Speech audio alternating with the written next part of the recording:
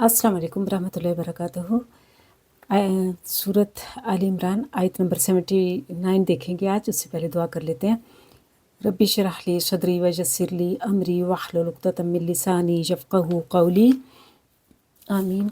देखें, पीछे से हम कुछ ऐसी चीज़ें पढ़ते आ रहे थे कि अल्लाह ताला कैसे दर्दनाक सज़ा देंगे उन लोगों को जो जिनका अखलाक ये होगा, जो पिछली आयतों में बताया गया है। अब यहाँ पे अल्लाह ताला एक और चीज़ बता रहे हैं आयत नंबर 78 में कि वइन्ना मिन्हुम लफ़रीक़न, और बेशक इनमें से अलबत्ता एक गिरोह, यलवूना, जो मोड़ते हैं अलसिनतहुम, अपनी ज़बानों को, बिल किताबी, किताब के साथ, लितहसबूहु, ताकि तुम समझो उसको, मिनल किताब, किताब में से, वमा हुआ मिनल किताब, हालांकि वो किताब नहीं होती। तो यहाँ पे अल्लाह ताला बता रहे हैं कि यानी ये आयत नंबर 78 है सूरत आल इमरान की, बता रहे हैं कि ऐसा गिरोह जो किताब को, यानी अल्लाह की किताब को कुछ इस तरीके से पढ़ते हैं, कुछ इस तरीके से बताते हैं, कुछ इस तरीके से उसको वो कर देते हैं, मुश्तबा सा कर देते हैं कि वो लोगों को लगता है कि शायद वो कुरान बता रहे हैं, या शायद वो तौरात से बता रहे हैं, शायद वो अल्लाह की किताब से बता रहे हैं, हालांकि वो अपनी तरफ से बता रहे होते हैं। तो ये बहुत बड़ा जुर्म है। हमेशा कुरान और गैर कुरान में फ़र्क रखना चाहिए। इवन कुरान और हदीस में भी फ़र्क रखना चाहिए। हदीस को वैसे तिलावत नहीं करना चाहिए जैसे कुरान को करते हैं।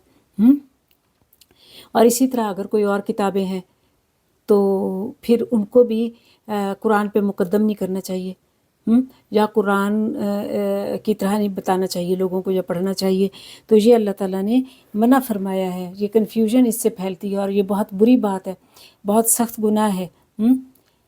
अल्लाह कहते हैं वयक़ूलूना हुवा मिन इंदिल्लाह, वो कहते हैं ये अल्लाह की तरफ से है। लोगों को ऐसे भड़का देते हैं, हालांकि वो अल्लाह की तरफ से नहीं होता। वयक़ूलून, और वो कहते हैं अल्लाह पर, अल्लाह पर अल-कज़िब, झूठ, वहुम यालमून, और वो जानते हैं। देखें, झूठ बोलना तो वैसे ही गलत है। आप पे और मुझ पे कोई अगर झूठ बोले, हमने कोई बात ना की हो और कोई कहे कि इसने की है, हमें कितना गुस्सा आता है कि हमने तो ये बात की ही नहीं है, हम पे क्यों इल्ज़ाम या बहतान थोप रहे हैं, हमने तो ये बात नहीं की। और देखें कहाँ अल्लाह करीम जैसी हस्ती पर इल्ज़ाम कोई बात गढ़ना, जो बात अपने दिल को भाती है, जो बात अपने फ़ायदे में जाती है, जो अपना दिल कर रहा है, वो अल्लाह पर वो कर देना और कहना कि ये अल्लाह ने कही है। तो ये बहुत बड़ा जुर्म है। इसीलिए पीछे सज़ा वो बताई गई है कि अल्लाह कलाम तक नहीं करेगा, बात तक नहीं करेगा, ये बताया गया। इवन कुरान के तर्जमे को भी कुरान नहीं बल्कि उसका तर्जमा बताना चाहिए कि कुरान का ये तर्जमा बताया जा रहा है, ठीक है। वो कुरान का तर्जमा ही कहलाएगा, वो कुरान नहीं कहलाएगा। सही है। तो क्या करना है कि अपने मतलब की बातें निकालने के लिए कुरान को इस्तेमाल नहीं करना चाहिए या हदीस को इस्तेमाल नहीं करना चाहिए। हक़ पहचाने और दुनियावी फ़ायदों के लिए इन चीज़ों से इंसान को बाज रहना चाहिए। फिर देखते हैं कि आयत नंबर 79 में कि मा कान अली बशरिन, अल्लाह कहते हैं किसी इंसान के लिए ये जायज़ नहीं है युक्ति याहू, के दे उसको अल्लाह अल किताब, उसको अल्लाह किताब दे, वल हुक्म, और हुक्म दे, वन नबुव्वा, और नबूवत दे, सुम्मा यक़ूल लिन्नास, फिर वो लोगों को कहे कूनू इबादल्ली मिन दूनिल्लाह, कि तुम मेरी इबादत करो अल्लाह को छोड़कर, और वलाकिन कूनू, बल्कि वो कहता है कि रब्बानियीन, रब वाले हो जाओ, बिमा कुंतुम तामलून, बवजह उसके कि तुम सिखाते हो, अल किताब यानी कुरान, व बिमा कुंतुम तदरुसून, और बवजह इसके जो थे तुम पढ़ते। तो देखें यहाँ पे एक चीज़ और बताई जा रही है कि वो ये बताई जा रही है कि किसी के लिए भी ये जायज़ नहीं कि वो कि अल्लाह उसको नबूवत दे, अल्लाह उसको हुक्म दे। हकम के मानों में आता है, इसकी बहुत से मानी होते हैं, मसलन हुकूमत, कुव्वत फ़ैसला, बसीरत और सुन्नत, बहुत सी चीज़ें से मुराद होती हैं। तो यानी किसी को अल्लाह ताला ये दे इतनी, और वो बजाय अल्लाह का शुक्र करने के और एहसानमंद होने के वो लोगों को अपनी तरफ जोड़ ले और ख़ुद अपना मती बना ले। तो ये मना है। देखें हुआ क्या था कि वफ़द नजरान जब आया था ना, वफ़द नजरान की बात पीछे पड़ चुके हैं, तो जब वो आया था तो यहूदी भी उस टाइम मदीना में मौजूद थे, वो भी आए, और वफ़द नजरान में आपको पता है कि ईसाई लोग आए थे। तो आपने उनको कुरान की दावत व तबलीग की, तो उन्होंने कहा क्या हम आपकी इसी तरह इबादत करें जैसे नसारा ईसा अलैहिस्सलाम की करते हैं। तो इस पर जवाब आया कि नहीं, किसी इंसान के लिए ये जायज़ नहीं है। یعنی کہ وہ اللہ نے اس کو کتاب دی ہو، حکمت دی ہو، نبوت دی ہو، اور وہ بجائے احسان مند اور شکر گزاری کے اور اللہ کے حکموں کے ماننے کے وہ لوگوں کو اپنے سے اٹیچ کر دے۔ تو یہ تو نہیں ہو سکتا۔ آپ دیکھیں کہ ویسے بھی آج کل علماء کا بھی دیکھیں کہ صحیح عالم وہ ہے، صحیح جو ہے جو لوگوں کو اللہ سے جوڑ رہا ہے، جو لوگوں کو آپ، یہ ایک بہت بڑی پہچان ہے، جو لوگوں کو خود سے جوڑ رہا ہو نا، اور اپنے مسلک سے اور اپنے ادارے سے اور خود سے اور اپنی سوچ سے، وہ صحیح علم نہیں ہے، وہ صحیح بندہ نہیں ہے۔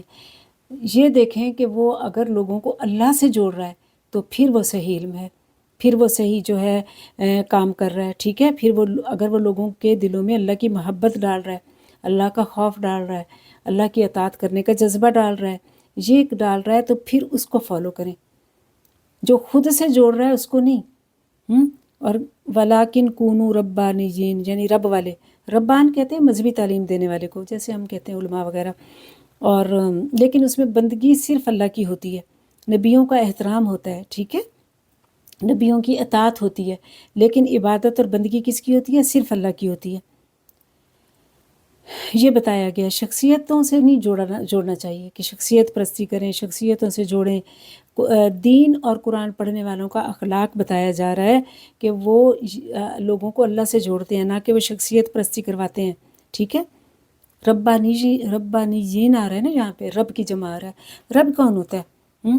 رب کا لفظی مطلب ہے کہ کسی چیز کو مکمل کرنا، ذرے سے کمال تک پہنچانا، نشو و نما کرنا، ٹھیک۔ تو ربانی وہ ہوتا ہے جو دین کا علم رکھتا ہو، عمل کرتا ہو اس دین علم پر، اور دوسروں کی تربیت کرتا ہو، کامل بناتا ہو، اور علم کے جو درجات ہیں اس میں خود بھی آگے بڑھے اور ان کو بھی بڑھائے۔ اور ربانی کا کام زندگی بھر سیکھنا اور سکھاتے رہنا ہوتا ہے۔ اور یہ ہے کہ اخلاص درجات قرب میں خود بھی کامل ہو، یعنی اخلاص میں بھی اور درجات قرب میں بھی، اور لوگوں کو بھی کامل کرے۔ اور تدرسون جہاں کہا گیا تو یعنی علم کا اصل قبول کرنا، علم کا اصل قبول کرنا اس کو کہتے ہیں، یعنی دعوت یعنی درس و تدریس کا کام کرنا۔ صرف ظاہری طور پر گیٹ اپ نہیں بنا لینا، حال حلیہ نہیں بنا لینا، بلکہ اصل میں دل میں بھی تقویٰ ہونا، تنہائی میں بھی ویسے ہونا، محفل میں بھی ویسے ہونا، کیونکہ اس پر اللہ کا رنگ چڑھ گیا ہو، صبغت اللہ۔ تو یہ بتایا جا رہا ہے۔ اور پھر دیکھیں آیت نمبر 80 میں، ولا یأمرکم، اور وہ نہیں حکم دیتا تم کو، ان تتخذوا الملائکہ، کہ تم بنا لو فرشتوں کو اور نبیوں کو ارباب، یعنی ان کو رب بنا لو۔ اللہ نے یہ کب تمہیں حکم دیا ہے؟ آپ کو پتہ ہے کہ مشرکین مکہ فرشتوں کو اللہ کی بیٹیاں نعوذ باللہ کہتے تھے اور ان کی عبادت کرتے تھے، اور کرسچن جو ہے نبیوں عیسیٰ علیہ السلام کی کرتے تھے۔ تو اللہ نے یہ کب حکم دیا ہے؟ اَیَأْمُرُکُم بِالْکُفْرِ، کیا وہ حکم دے گا تم کو کفر کا؟ یہ تو کفر ہے نا، مجھے بتا تو صحیح، اور کافری کیا ہے؟ یہی تو کافری ہے، یہی تو شرک ہے۔ بعد اذ انتم مسلمون، بعد یہ کہ تم مسلمان ہو گئے، مسلمان ہونے کے بعد بھی تم ولیوں کو نبیوں کا درجہ اور نبیوں کو رب کا درجہ دے دو گے، اور فرشتوں کو اور باقی لوگوں کو اور پتہ نہیں کس کس کو کہو گے کہ یہ ہمارے جو ہے ضروریات پوری کرتے ہیں اور منتیں پوری کرتے ہیں اور مرادیں پوری کرتے ہیں، حالانکہ وہ تو اللہ کرتا ہے۔ تو اللہ کہتے ہیں یہ تو یأمرکم بالکفر، یہ تو کیا وہ کوئی نبی تمہیں حکم دے سکتا ہے کفر کا اس کے بعد کہ تم مسلمان ہو جاؤ؟ تو پورا توکل، پورا بھروسہ، پوری عبادت، پورا جو اخلاص ہے اور وہ اللہ کے لیے ہونا چاہیے۔ اور جو انسان آپ کو اللہ سے جوڑ رہا ہو اس کو فالو کریں، اس کی بات سنیں۔ جو آپ کو خود سے جوڑ رہا ہو، اپنی ذات سے، اپنے کسی اس سے مسلک سے یا اپنی کسی سوچ سے، تو اس سے دور ہوں۔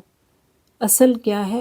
علم ہے، یعنی اللہ اور سنت، نبی کریم صلی اللہ علیہ وسلم کی سنت، اس کے ساتھ جڑ جائیں، اسی میں نجات ہے، اسی میں جو ہے بھلائی ہے دنیا اور آخرت کی۔ تو اللہ تعالیٰ مجھے اور آپ کو جو ہے شخصیت پرستش سے بچائے اور اپنے ساتھ جوڑ کے رکھے۔ آمین ثم آمین، وآخر دعوانا الحمد للہ رب العالمین۔ ربنا تقبل منا انک انت السمیع العلیم وتب علینا انک انت التواب الرحیم۔ السلام علیکم ورحمۃ اللہ وبرکاتہ۔